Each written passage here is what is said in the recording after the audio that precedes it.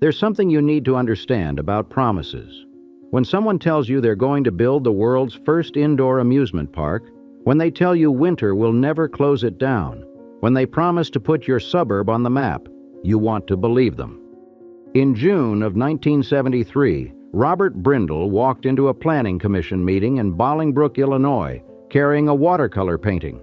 Not blueprints, not financial projections, a painting.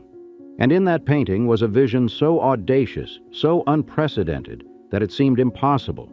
345,000 square feet under one roof, roller coasters running in climate-controlled comfort while snow fell outside. A shopping mall wrapped around an amusement park, or an amusement park wrapped around a shopping mall, nobody was quite sure which. But they knew one thing: they wanted it.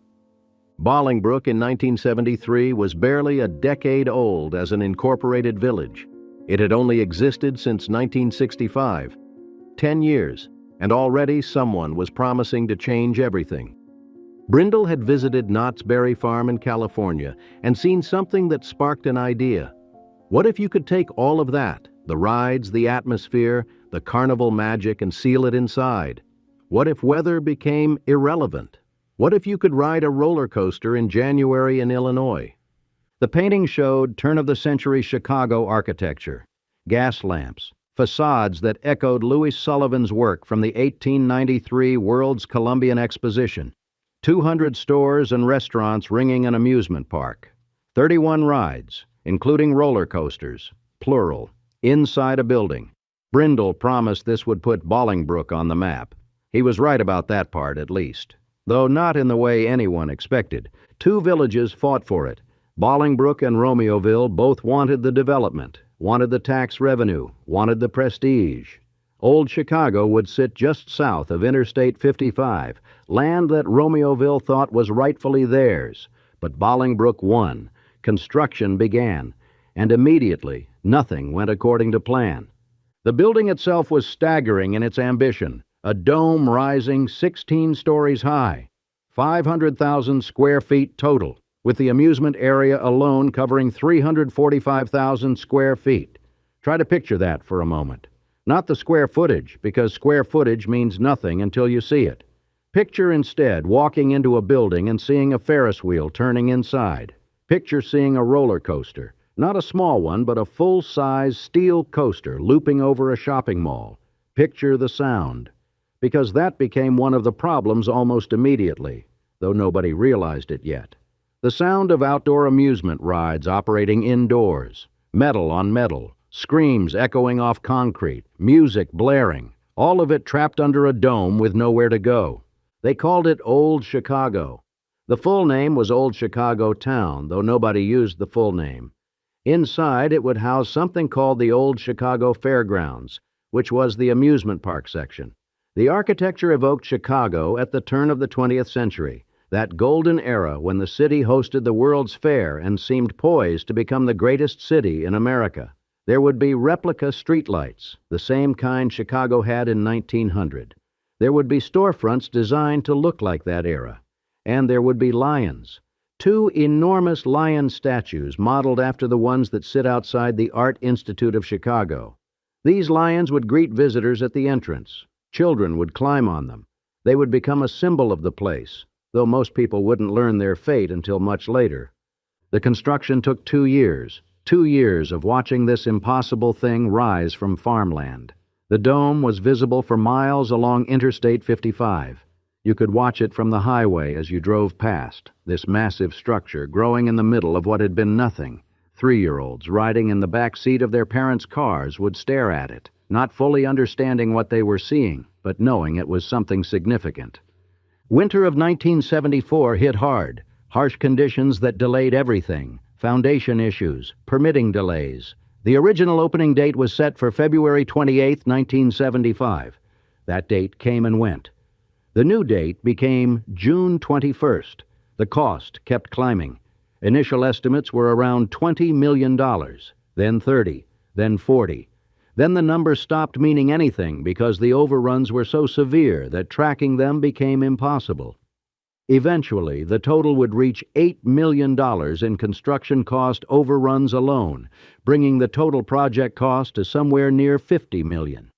In 1975 dollars.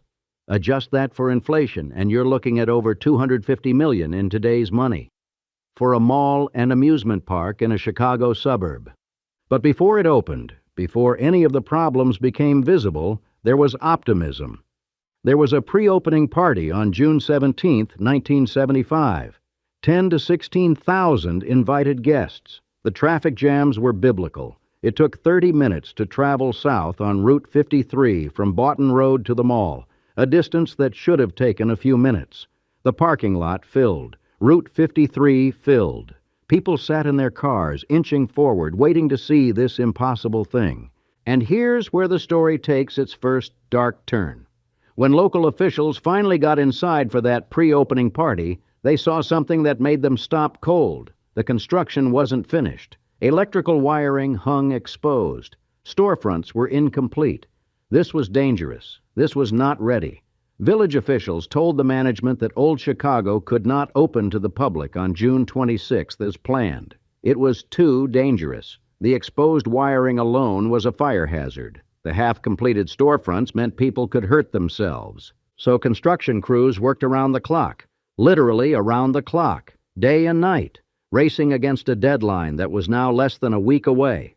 Think about that for a moment. Imagine the pressure. Imagine being told you have less than a week to finish a project that should have taken months. Imagine the corners that got cut, the inspections that got rushed, the safety measures that got overlooked because there simply wasn't time. On June 21, 1975, after a last-minute inspection, Old Chicago opened to the public. 15,000 people showed up. They saw what Brindle had promised. Turn-of-the-century Chicago architecture, $1 million worth of memorabilia, though nobody ever specified exactly what that memorabilia was. 200 stores and restaurants, though many weren't open yet. Continuous vaudeville-type entertainment and the rides. 31 rides at opening. The crown jewel was the Chicago Loop, an aerodynamics corkscrew roller coaster, 70 feet tall, 1,250 feet long. The second corkscrew coaster ever made, and only the second coaster in history to turn riders upside down twice. The first was Corkscrew at Knott's Berry Farm, which had opened just months earlier. The second was at Old Chicago, inside a building, in Illinois. Think about that timing. 1975 was the year the modern looping roller coaster was born. 4 corkscrews opened that year. Knott's Berry Farm, Old Chicago, Opryland, USA in Nashville, Magic Harbor in South Carolina. Old Chicago had one of the first 4. It looped right over the Midway, this massive steel structure twisting above shoppers and diners. Nobody in the Chicago area had ever seen anything like it. There was also the Chicago Cat, a Pinfari Zyklon model coaster, a toboggan coaster made by Chance Rides, the kind you used to see at traveling fairs, a log flume called the Old Chicago Log Race, a Ferris wheel, a rotor, a yo-yo, the monster of the Midway, antique cars, barnstormer, bumper cars called Crash of 29, an Enterprise, a Trabant, paratroopers, a dark ride called Four Seasons, the Scrambler, the Tilt-A-Whirl. More rides than you could experience in a single visit, all under one roof. They had a mascot, Charlie Baffle, a costumed character who would walk around interacting with guests. There were other characters, too. Luigi the pizza maker, Sparky the fire dog. Kids loved them. Kids also loved to torture them.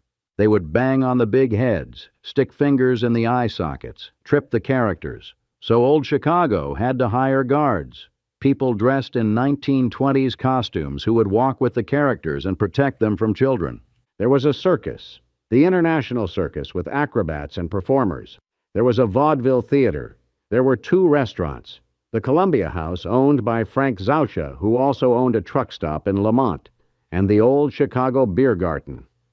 Later, there would be a disco, the Windy City Disco Movement, located in the southwestern corner of the amusement park.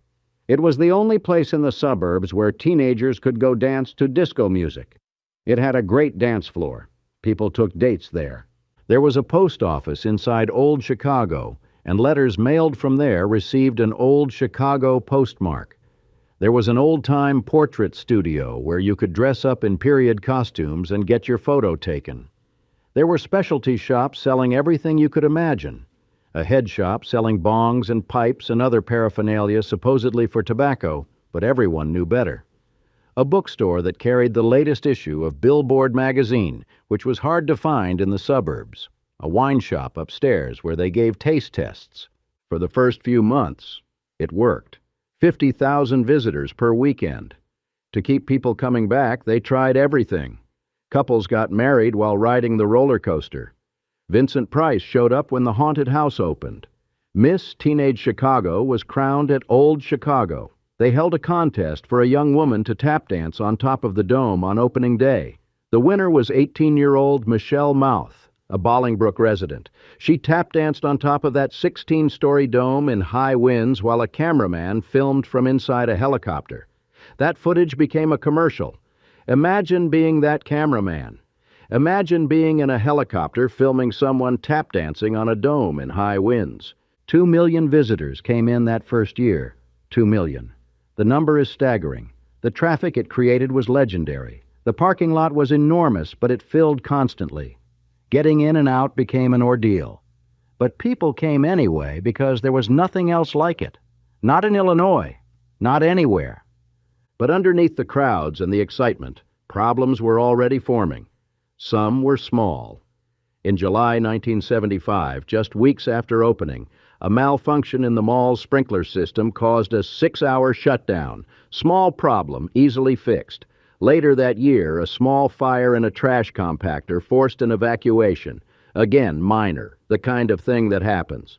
And then in November 1975, something happened that wasn't minor. His name was Jimmy Troy, 56 years old. They called him the Comedy King of Air. He was an acrobat, a trapeze artist performing in the Old Chicago Circus. On an otherwise ordinary day in November, during a performance, Jimmy Troy fell 20 feet from the trapeze. He died from the fall. The first death at Old Chicago. Not the last, but the first. The death made headlines, not national headlines, but local ones. It raised questions. Was the circus safe? Were the safety nets adequate? Had corners been cut during construction that affected the rigging? Nobody had good answers. The circus continued. Life went on. But something had shifted. The place that was supposed to be eternal summer, eternal fun, had shown that it could bite back. And then came the financial reckoning. 6 months after opening, Old Chicago was on the verge of bankruptcy. 6 months. From grand opening to bankruptcy in half a year. The $8 million in construction cost overruns had caught up with them. The project that was supposed to cost $20 million had cost somewhere close to $50 million. The debt was crushing. The revenue wasn't enough. It could never be enough because the math simply didn't work. Robert Brindle, the dreamer who had brought that watercolor painting to Bolingbrook, was removed as general manager. Illinois Central Railroad, which had invested in the project, installed a new manager named Clyde Farman. There was talk of optimism, talk of new attractions, talk of turning things around. The annual payroll was $3.5 million. Old Chicago was bringing the village of Bolingbrook between $200,000 and $300,000 per year in amusement tax, plus another $120,000 in sales taxes. Bolingbrook's name appeared in every Old Chicago advertisement. The village was getting publicity. The village was getting revenue. They wanted this place to survive. But in 1976, something happened that changed everything. 50 miles north of Old Chicago in Gurnee, Illinois, another amusement park opened. Marriott's Great America. Today it's called Six Flags Great America. It was an outdoor park subject to the weather, closed in winter, everything that Old Chicago wasn't. But it was also massive, modern, professionally run by a corporation that knew what it was doing, and it was only 50 miles away. People had choices now. They could go to Old Chicago with its climate control and its turn-of-the-century theming and its indoor novelty. Or they could go to Great America with its massive outdoor coasters and its space and its professional operations. Many chose Great America. Not all, but enough. Attendance at Old Chicago started to drop, not catastrophically at first, just a steady decline. 2 million visitors in 1975. By 1977, it was down to 900,000, more than half gone in 2 years. The mall side of Old Chicago was failing even harder than the amusement park. This was the fatal flaw in the concept, though it took time for people to understand why. Brindle had deliberately avoided big anchor stores. He wanted specialty shops, boutiques, unique retailers, the kind of stores that would make Old Chicago different from every other mall. But that's not how malls work. People come to malls for the anchor stores: Sears, J.C. Penney, Marshall Field's, the big department stores that you know you can find what you need. Then, while they're there, they might browse the specialty shops. But without the anchors, there was no reason for locals to keep coming back. You might visit Old Chicago for the novelty. You might go there for the amusement park. But you wouldn't go there for your regular shopping. There was no Sears. There was no place to buy practical things you actually needed. Stores began closing, not all at once, one by one. Slowly at first, then faster. Each closed storefront made the mall a little less attractive, a little more empty, a little more like a place that was dying. In May 1976, Recreational Retail Builders, Brindle's company, filed for bankruptcy. The management changed. Ownership changed. A new general manager came in, Cleveland Smith of Wynn Enterprises. His job was to revitalize, to rehab, to put more amusement into the amusement park. There was also a mall manager now, Joseph Viliak, whose mission was to fill the empty storefronts. They tried everything. They really did. They shifted operating hours. They added features to attract people: psychic fairs, Battle of the Drums competitions, graduation nights, family nights, antique shows, car and cycle shows, the Acapulco high diving team, and something called the Human Torch, a person who would literally set himself on fire as entertainment.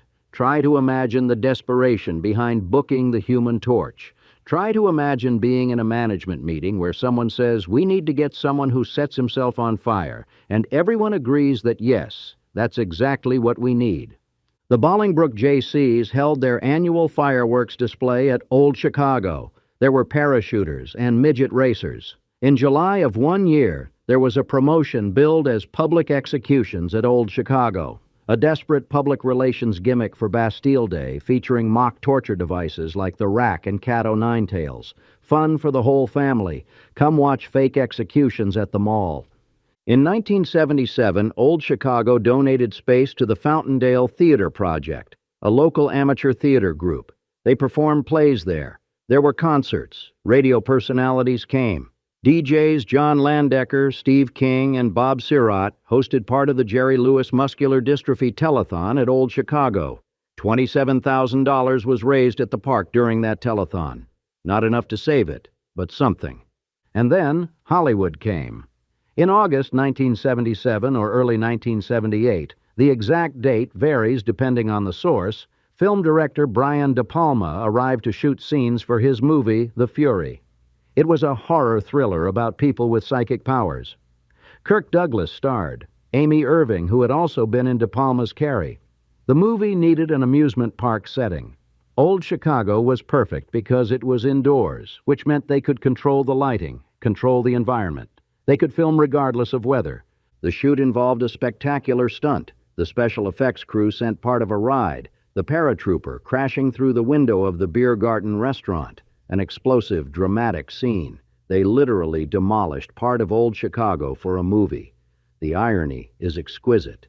Brian De Palma became, as one local history put it, the first person to try to demolish Old Chicago. He was filming fiction. He didn't know he was foreshadowing reality. Local residents got to be extras in the film.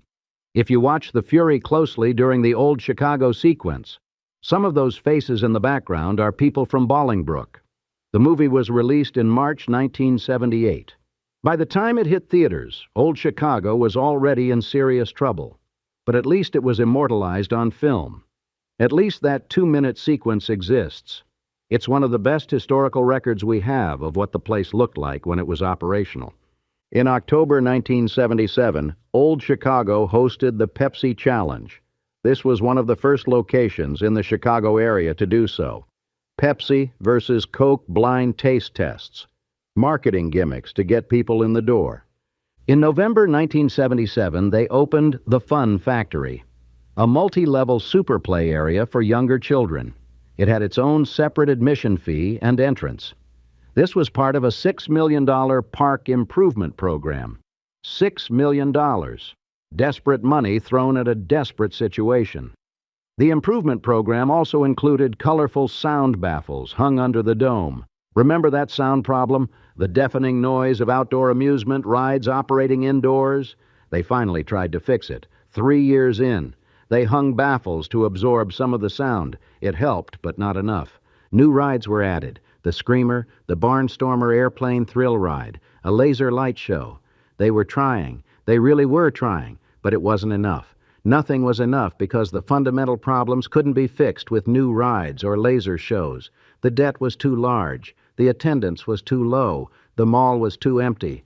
The math didn't work. By 1978, Old Chicago began closing early on Mondays and Tuesdays. Think about what that means.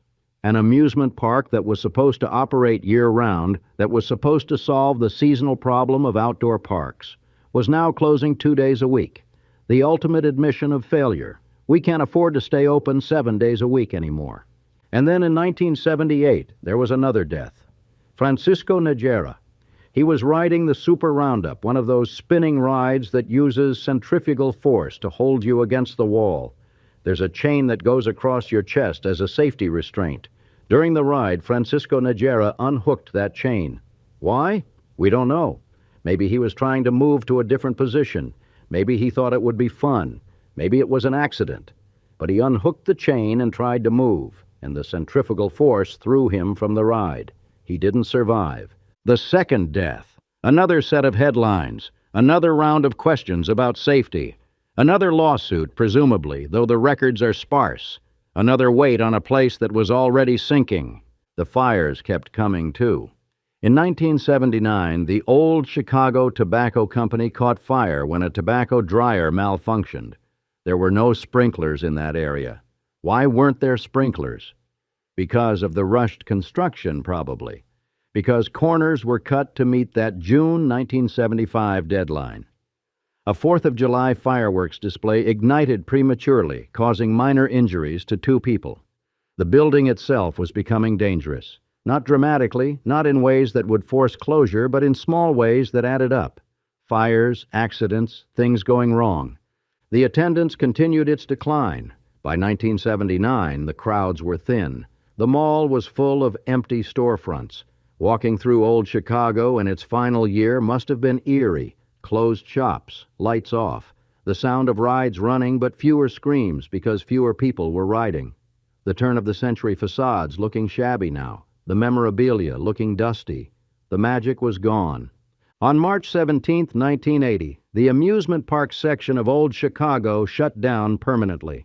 5 years after opening. 5 years from grand opening to final closure. The rides were sold off. The Chicago Loop roller coaster, that magnificent aero corkscrew that had been one of the first of its kind, was moved to the Alabama State Fairgrounds, where it was renamed simply Corkscrew. It operated there briefly before being moved again to Canobie Lake Park in New Hampshire, where it was renamed the Canobie Corkscrew. It ran there from 1987 until 2021, 34 years at Canobie Lake Park. Longer than Old Chicago existed as a village before the amusement park opened. In 2021, after its retirement, one of the corkscrew inversions was donated to the National Roller Coaster Museum in Plainview, Texas. It took 5 flatbed trucks to move the cars, the track, and the supports from New Hampshire to Texas. That piece of Old Chicago still exists. You can see it if you go to Plainview, a corkscrew from a roller coaster that once looped over a shopping mall inside a dome in Illinois. The rest of the rides scattered. Some went to other parks, some were scrapped. Records are incomplete, but they all left. By April 1980, the amusement park area was empty, just the floor and the dome and silence. The stores followed. One by one, the last remaining retailers closed. Management tried one final idea. They pitched converting the mall into a discount outlet center. The plan didn't attract investors. Nobody wanted to throw money at a dying building. In August 1981, the entire complex closed. The mall, everything, Just 6 years and 2 months after opening, Old Chicago was completely shut down. But the building remained, that massive structure, 16 stories high, 500,000 square feet, sitting empty. A group of investors purchased it shortly after closure. They had a plan: turn it into a casino. Gambling. It might work. It might actually work. Bolingbrook was close enough to Chicago to draw gamblers. A casino could succeed where an amusement park and mall had failed. The village of Bolingbrook said no. No casino. The investors tried again. Bolingbrook said no again. The building went up for auction in 1982. Illinois Central expressed their desire to demolish the structure, tear it down, clear the land, start over. But Bolingbrook, still hoping to find a buyer, changed its zoning laws to prevent demolition. The village wanted to save the building. They wanted someone to find a use for it. They wanted to believe it could be something again. So the building sat empty. And while it sat empty, it decayed.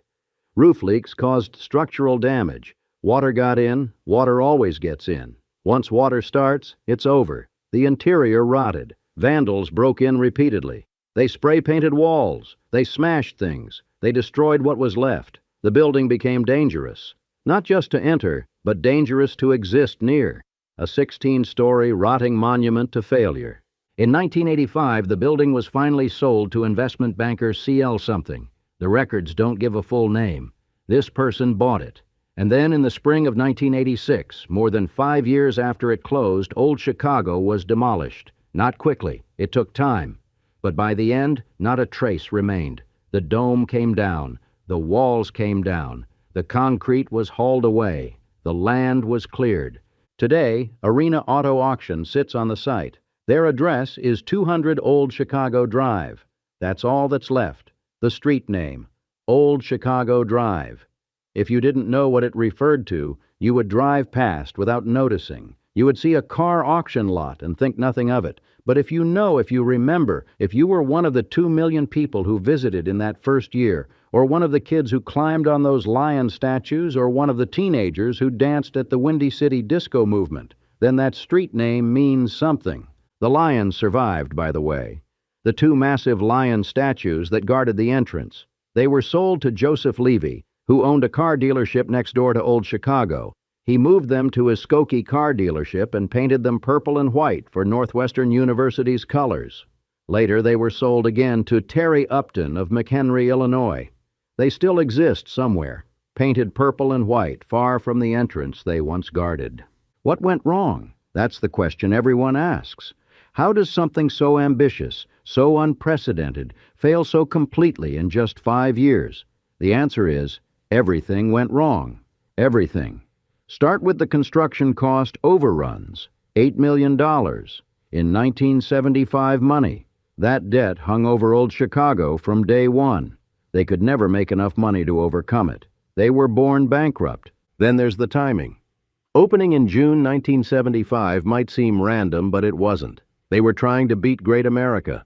If they could get a year or 2 head start, they could establish themselves before the competition arrived. But the construction delays killed that advantage. They opened in June 1975. Great America opened in May 1976. Less than a year. Not enough time to build the kind of loyal customer base that would stick with Old Chicago when a newer, bigger, better option appeared. Then there's the mall concept, the deliberate avoidance of anchor stores. In 1975, Robert Brindle thought he was being innovative. Specialty shops instead of department stores. Unique boutiques instead of Sears. Make Old Chicago different.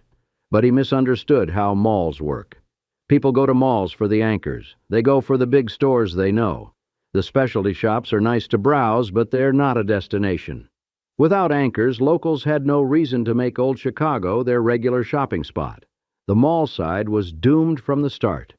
Then there's the noise, the sound of outdoor rides running indoors. They didn't figure that out until it was too late. The concrete walls, the metal roof, the paved floor, all of it trapped sound and amplified it.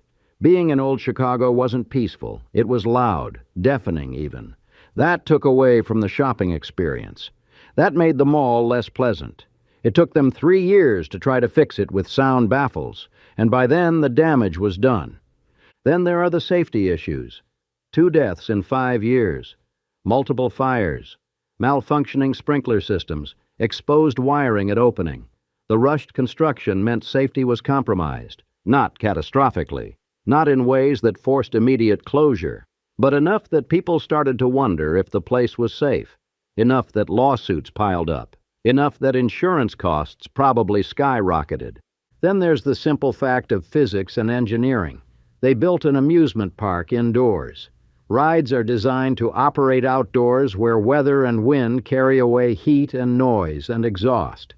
Indoors, all of that was trapped. The rides required constant maintenance, more maintenance than outdoor rides. The climate control systems had to work harder. The electricity costs were enormous.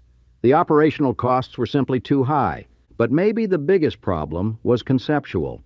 Old Chicago tried to be 2 things at once, a mall and an amusement park. Each one undercut the other. If you wanted to go shopping, the noise and crowds from the amusement park made it unpleasant. If you wanted to go to an amusement park, having to walk through a mall to get there was annoying. The 2 concepts fought each other instead of complementing each other. Later, other places would try the same concept and succeed. West Edmonton Mall in Canada built Galaxyland, an indoor amusement park inside a mall. It's still operating. Mall of America in Minnesota built what's now called Nickelodeon Universe, also still operating. But those places learned from Old Chicago's mistakes. They had anchor stores. They had better funding. They had corporate backing. They had better sound management. They succeeded where Old Chicago failed. Old Chicago's legacy is complicated. On one hand, it was a spectacular failure. $50 million spent, 5 years of operation, then gone, demolished, erased. On the other hand, it proved the concept could work.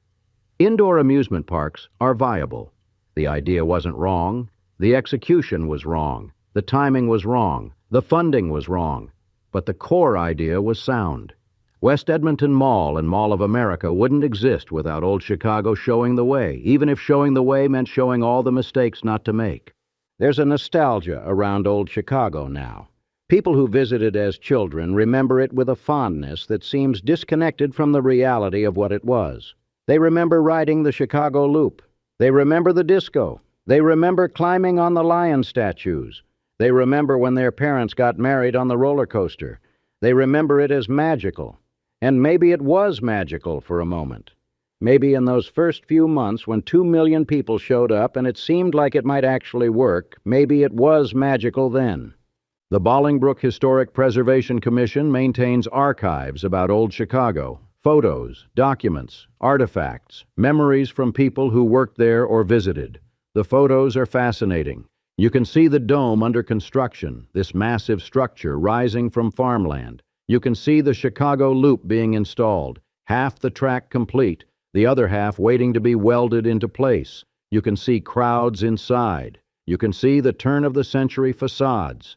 You can see what it looked like before the decay set in. There are personal stories, too. People who worked there remember specific details. Someone worked at the games department in the summer of 1979. Someone else ran the spotlight during the magic show. Someone dressed in 1920s costumes and walked with the characters, protecting them from kids who tried to torture them. Someone worked in a wine shop upstairs, giving taste tests.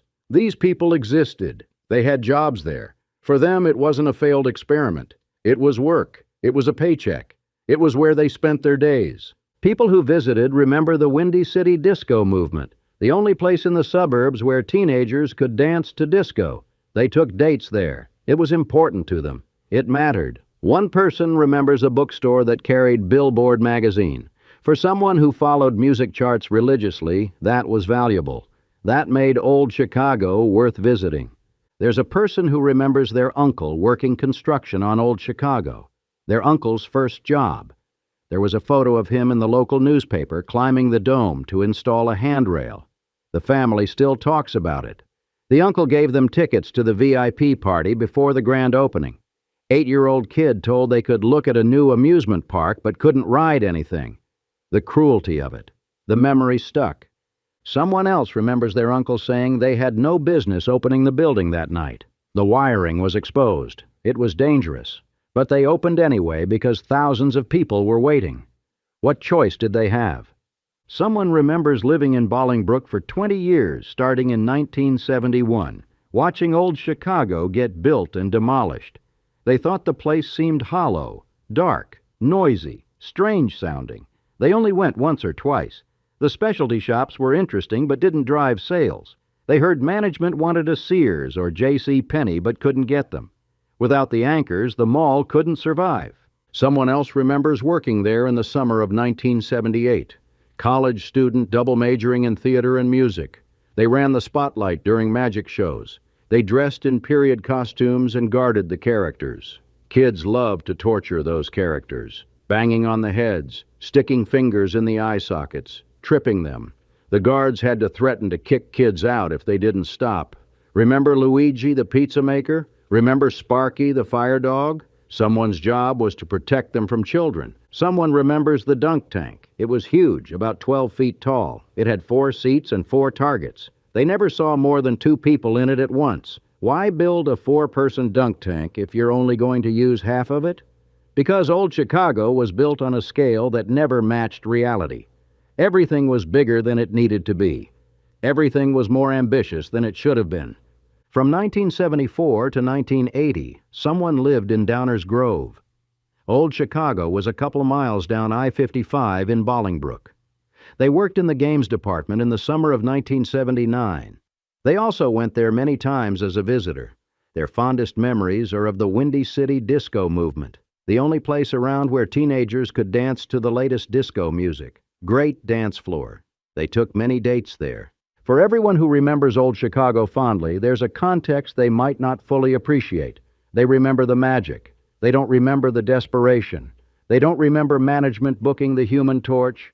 They don't remember the public executions at Old Chicago Promotion. They don't remember stores closing one by one. They don't remember the sound being deafening. They remember childhood. They remember novelty. They remember when it was new. But here's what's important. Those memories are real. The joy people felt was real. The teenagers dancing at the disco were really dancing. The couples really got married on the roller coaster. The kids really climbed on the lion statues. Jimmy Troy really performed on that trapeze before he fell. Francisco Najera really rode that roundup before he died. Old Chicago was real. It existed. For 5 years it was real. 2 million people in the first year. Think about that number.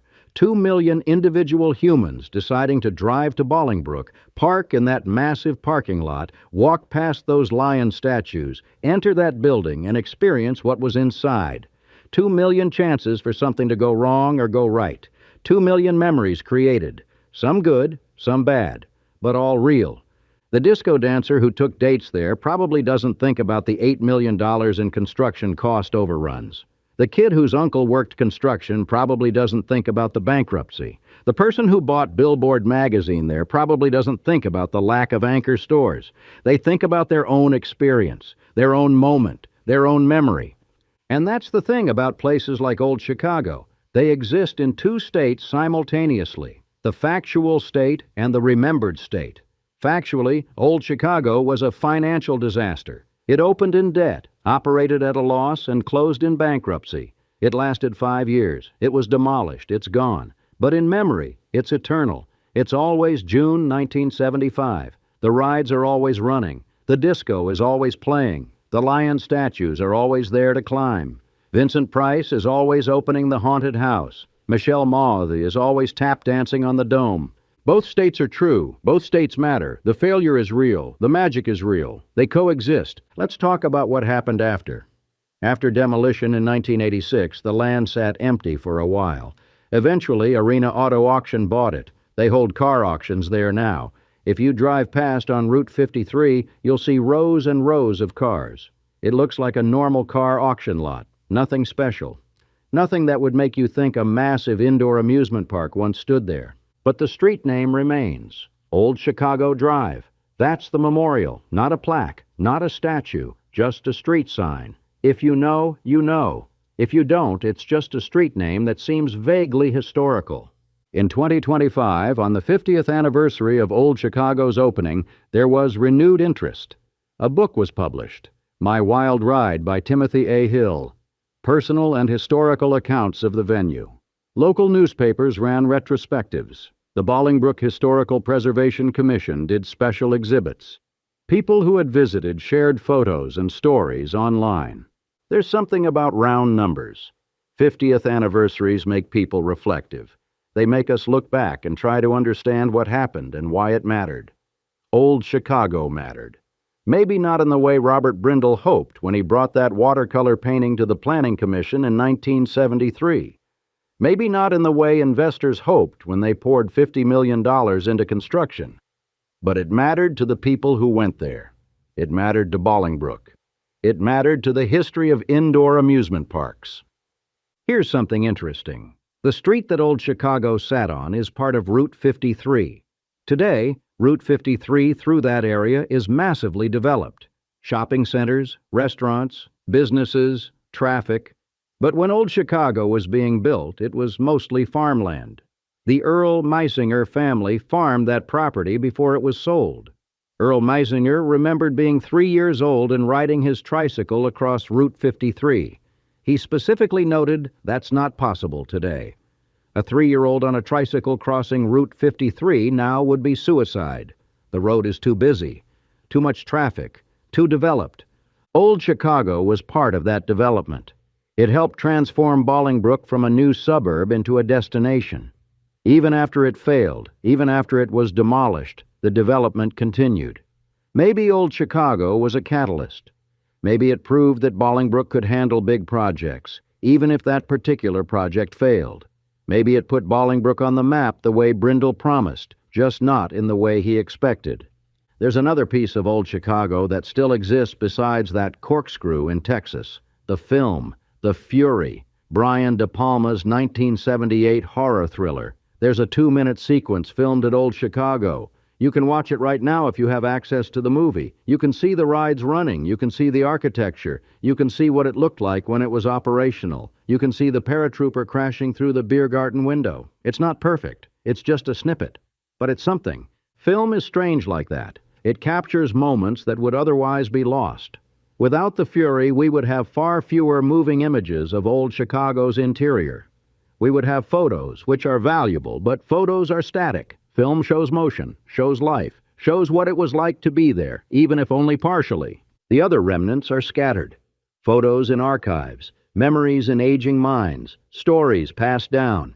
The lions somewhere in Illinois painted purple and white, pieces of rides that might have ended up in other parks. But mostly, Old Chicago is gone. The physical place is gone. The financial records are probably in storage somewhere, dusty and forgotten. The lawsuits were settled or dismissed. The debts were written off. The investors lost their money. The employees found other jobs. Life moved on. But here's what lingers. The question. The endless question that anyone who learns about Old Chicago eventually asks. What if? What if they'd had better financing? What if they'd secured anchor stores? What if Great America had opened 5 years later instead of less than 1 year later? What if the construction had been done properly instead of rushed? What if they'd understood the sound problem before building? What if they'd made different choices? It's impossible to know. Maybe Old Chicago was doomed from conception. Maybe the idea of an indoor amusement park wrapped around a mall in a Chicago suburb in 1975 was fundamentally flawed. Maybe no amount of better planning could have saved it. Or maybe it was close.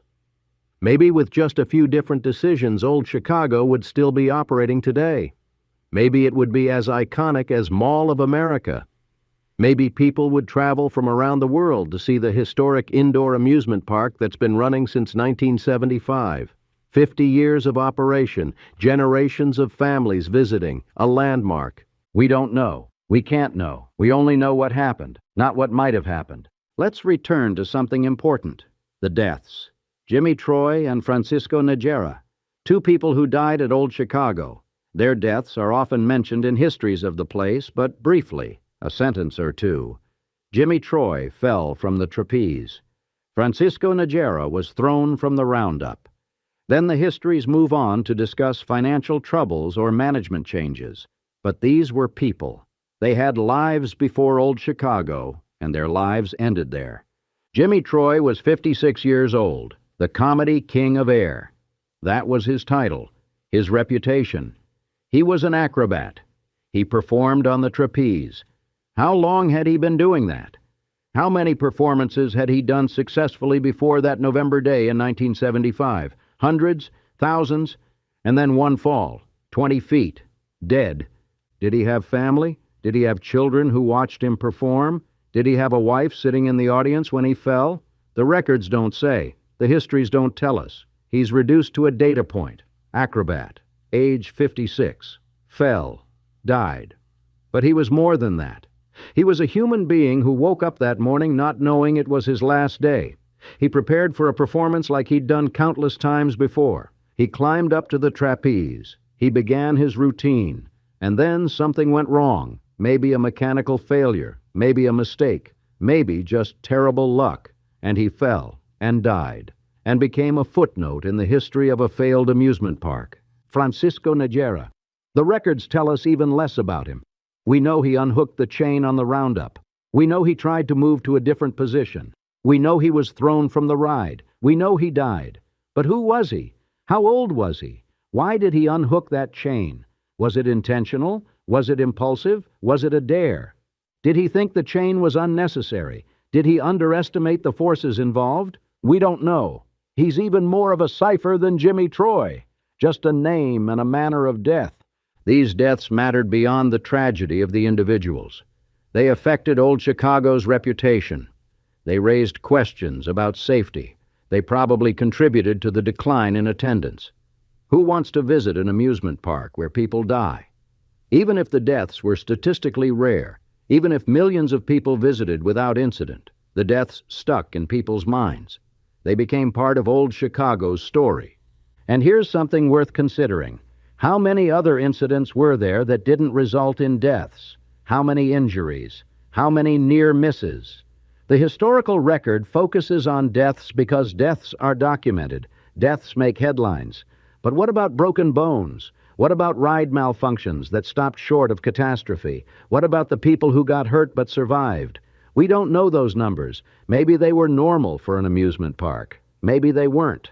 But the rushed construction, the exposed wiring, the safety shortcuts to meet deadlines, all of that suggests Old Chicago might have had more incidents than a properly built park would have had. Let's talk about the specific rides. The Chicago Loop gets most of the attention because it was the headline attraction. Aerodynamics Corkscrew, 70 feet tall, 1,250 feet long. 2 inversions, one of the first 4 corkscrew coasters in the world. Inside a building. It was genuinely innovative. Aerodynamics was at the cutting edge of roller coaster design in 1975. The corkscrew was their revolutionary idea.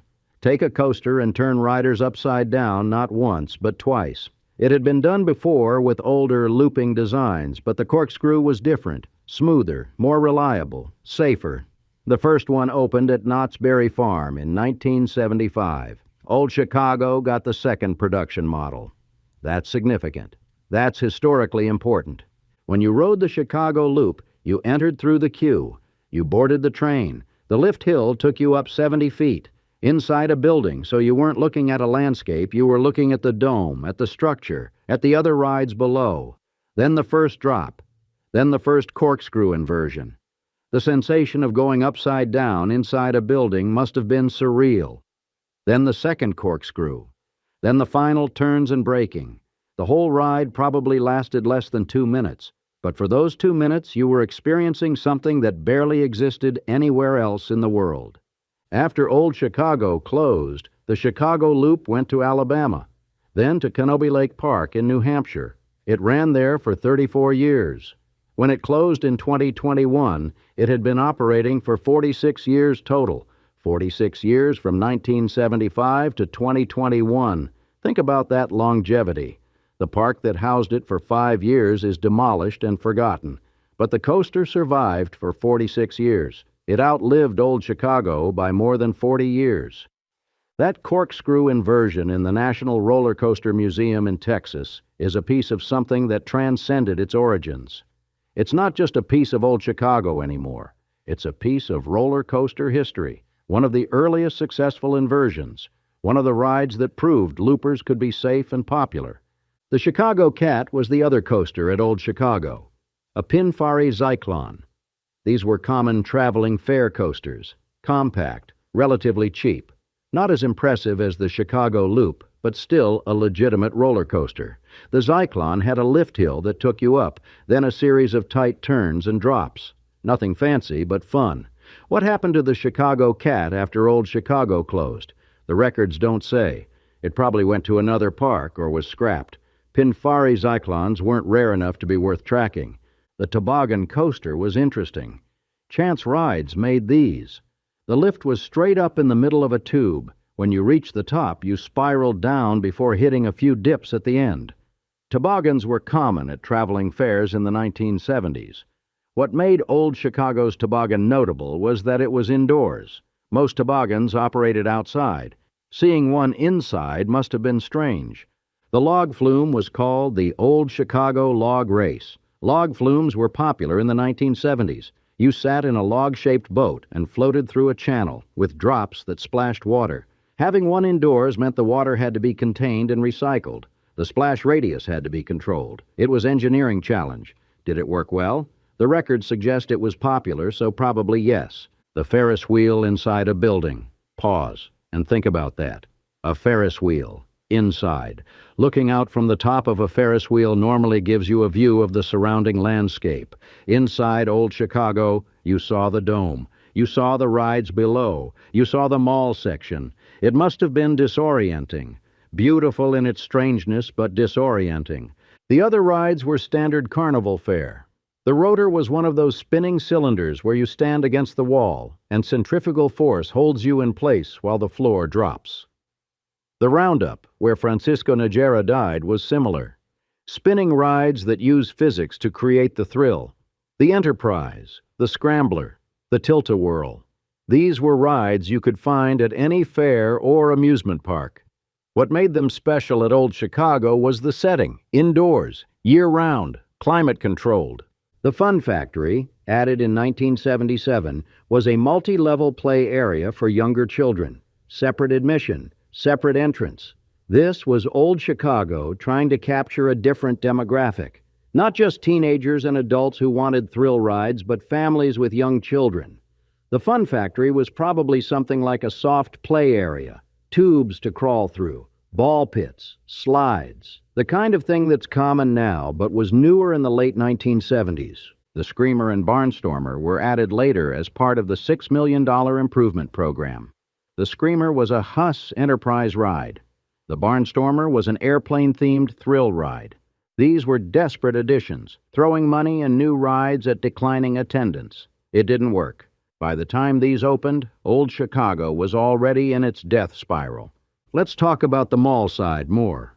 200 stores and restaurants at opening. But how many were actually open? The records suggest construction was still happening during opening. Many storefronts were incomplete, so maybe 100 stores were actually operational at first. And they were an odd mix. Specialty shops, boutiques, the head shop selling drug paraphernalia, the bookstore that carried billboard, the wine shop with taste tests, an old-time portrait studio, various small retailers selling various things. But what people noticed wasn't what was there. It was what wasn't there. No Sears, no J.C. Penney, no Marshall Fields, no Montgomery Ward, none of the department stores that defined 1970s malls. Brindle thought he was being clever by avoiding them. He thought specialty shops would be enough.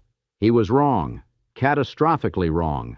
The two restaurants were the Columbia House and the Old Chicago Beer Garden. The Columbia House was owned by Frank Zauka, who also owned a truck stop in Lamont. The Beer Garden was the one that got destroyed during the Fury filming when the paratrooper crashed through the window. Did they rebuild it? Probably, since the Fury was filmed in 1977 or early 1978, and Old Chicago didn't close until 1980, but the records don't specify. The Windy City Disco movement deserves more attention. For teenagers in the late 1970s suburbs of Chicago, there weren't many places to go. You couldn't drink legally. Regular dance clubs were for adults. School dances were occasional. But the Windy City Disco movement at Old Chicago was a place teenagers could go regularly. Great dance floor, latest disco music. It became a social hub, a place to meet people, a place to take dates. For some teenagers, it was the highlight of their social lives. When Old Chicago closed, where did they go? What replaced it? The records don't say. Probably nothing specific. They probably just dispersed to other activities, other places.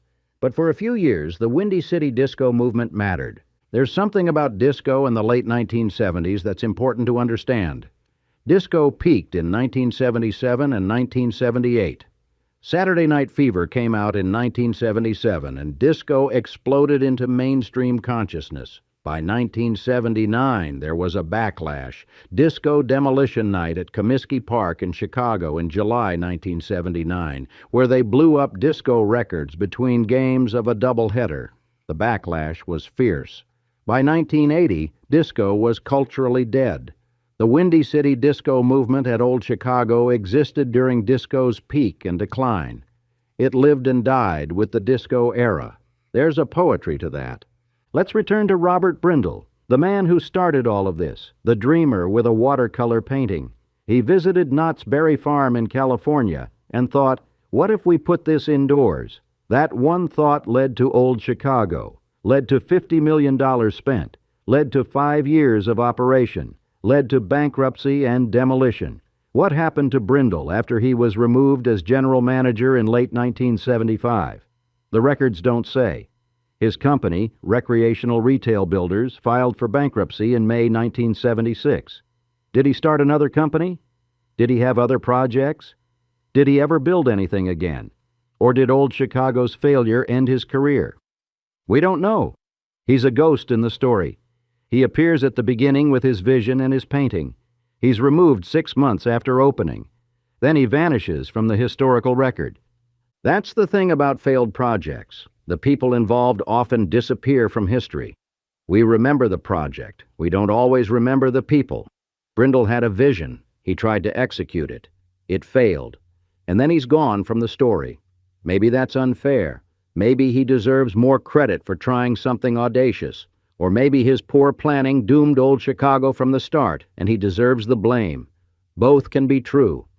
The investors who lost money are also ghosts. Illinois Central Railroad invested and took over management. They lost money. Other investors are mentioned but not named. How much did they lose? Records suggest liens reached $65 million by 1981. $65 million in early 1980s money. Who were these creditors? Banks, suppliers, contractors, bondholders. All of them lost money. Old Chicago's failure rippled through the financial system, leaving debts and lawsuits and anger. The employees also disappear from history. At its peak, Old Chicago had an annual payroll of $3.5 million. How many employees is that? Hundreds, certainly, maybe 1,000 or more. Ride operators, maintenance workers, retail employees, restaurant staff, security, janitors, managers, accountants, all of them working there, earning paychecks, living their lives. And then, in March 1980, the amusement park closed. In August 1981, the mall closed. Everyone lost their jobs. Where did they go? What did they do next? For most of them, we don't know. They're unnamed in history, but they existed. They mattered. Their lives were affected by Old Chicago's failure. There's a certain cruel irony in Old Chicago's location. Bolingbrook was a new suburb, barely 10 years old when Old Chicago opened. It was growing rapidly. New houses, new families, exactly the kind of place that should have supported a mall and amusement park. But that growth also meant competition. Other malls could be built. Great America could be built 50 miles north. Bolingbrook's newness meant it didn't have established loyalty to Old Chicago. Residents hadn't grown up going there. They had no nostalgia to keep them coming back. When better options appeared, they left. Compare that to an established city where a landmark has existed for decades. People keep going because they've always gone. It's tradition. It's memory. But Old Chicago had no tradition. It had novelty, and novelty fades. Once the newness wore off, once people had ridden the Chicago Loop and seen the turn-of-the-century architecture and shopped the specialty stores, what reason was there to return? Especially when Great America offered newer rides and traditional mall options existed elsewhere with better anchor stores. Old Chicago needed to become a habit, a place people went regularly, weekly even. The disco helped with that for teenagers, but for families, for shoppers, it never achieved that regular traffic. It remained a destination, a place you visited occasionally, and destinations need to keep attracting new visitors to survive. Old Chicago's attendance dropped by more than half from 1975 to 1977. That's devastating. That's terminal.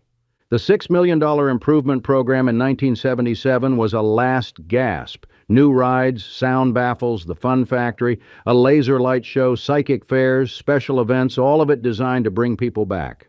It slowed the decline, but didn't stop it. By 1978, closing on Mondays and Tuesdays was an admission that they couldn't generate enough traffic to justify 7-day operation.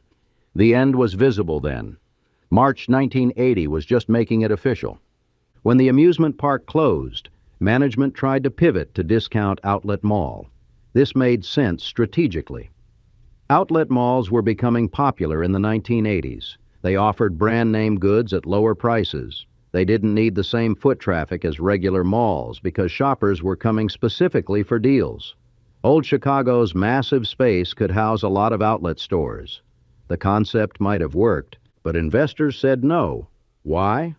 Probably because Old Chicago's reputation was toxic by then, the place that opened with such fanfare and failed so spectacularly. Who wants to invest in that?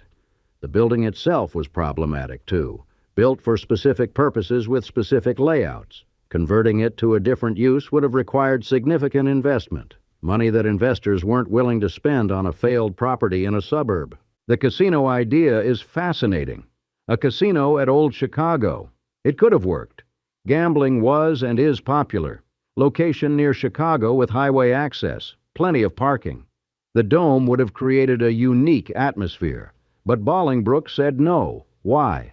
Probably image concerns. Bolingbrook was a family suburb. Casinos bring crime concerns, reputation concerns. The village decided they didn't want that, so they said no. And by saying no, they sealed Old Chicago's fate. Because after the casino idea failed, there were no more ideas. No one else stepped forward with a viable plan. The building sat empty, decayed, eventually got demolished. Would a casino have worked? Maybe. Maybe Old Chicago would still exist today as a casino. Maybe it would have become a regional destination again. Or maybe the casino would have failed too. We'll never know. Bolingbrook said no, and that was that. The demolition in spring 1986 was the final chapter. 6 years after closure. 5.5 years of sitting empty, rotting, being vandalized. The building that had cost $50 million to build was torn down. All that money, all that effort, all those dreams, reduced to rubble and hauled away. What's the value of demolished building materials? A fraction of construction cost. Maybe a few $100,000, maybe less. The loss was staggering, but someone profited. The demolition company got paid. The salvage yards that took the materials got paid. The land, once cleared, was valuable. Arena Auto Auction bought it and operates there profitably. The land had value. The building didn't. That's the harsh reality of real estate and development. Sometimes the best thing to do with a building is tear it down and start over. For Bolingbrook, Old Chicago's failure was embarrassing but not fatal. The village continued growing. Today, Bolingbrook has a population over 70,000. It's the established suburb with all the normal amenities. Old Chicago is a footnote in the village's history. A famous footnote, certainly. People still talk about it. But it doesn't define Bolingbrook.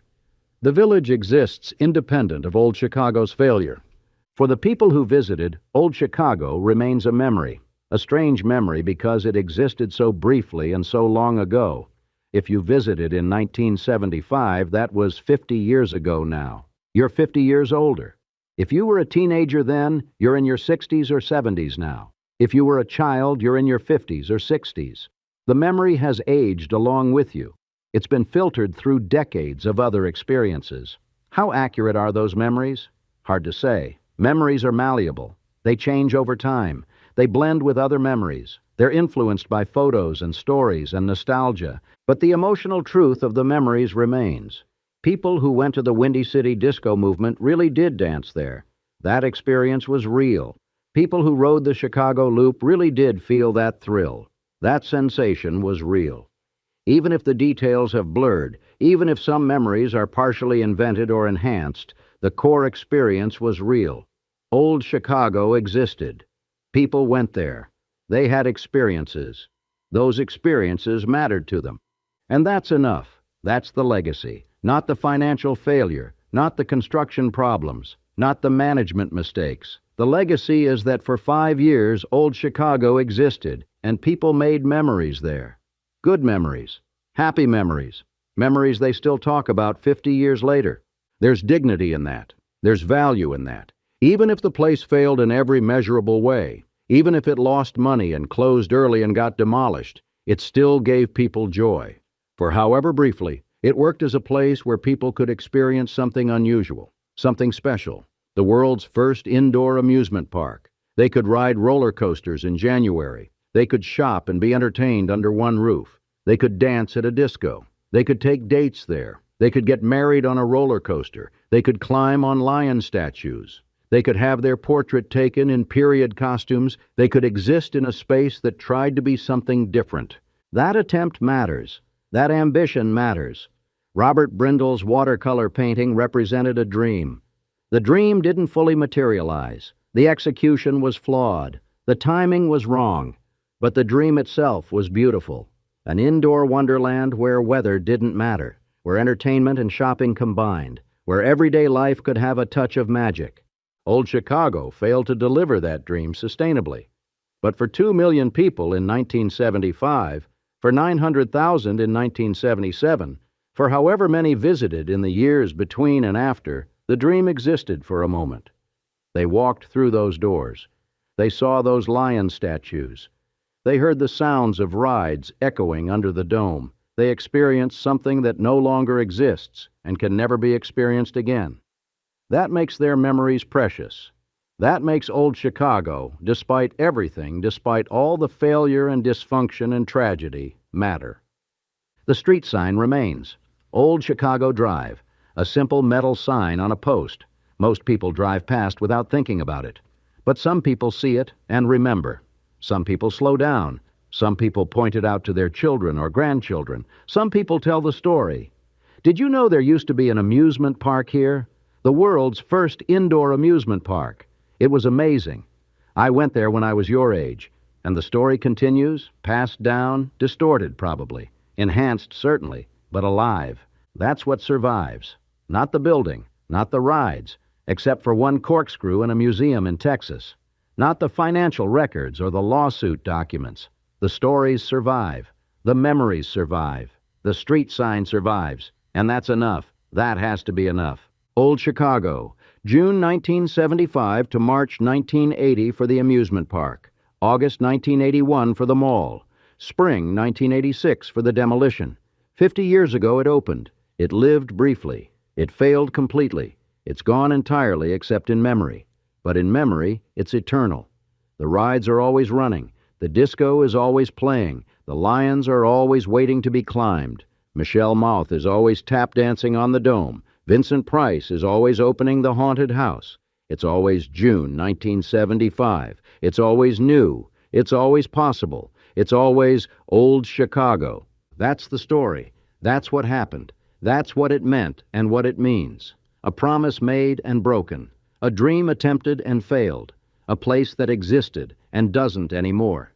But the memory remains. And memory, distorted and enhanced and precious, is what survives.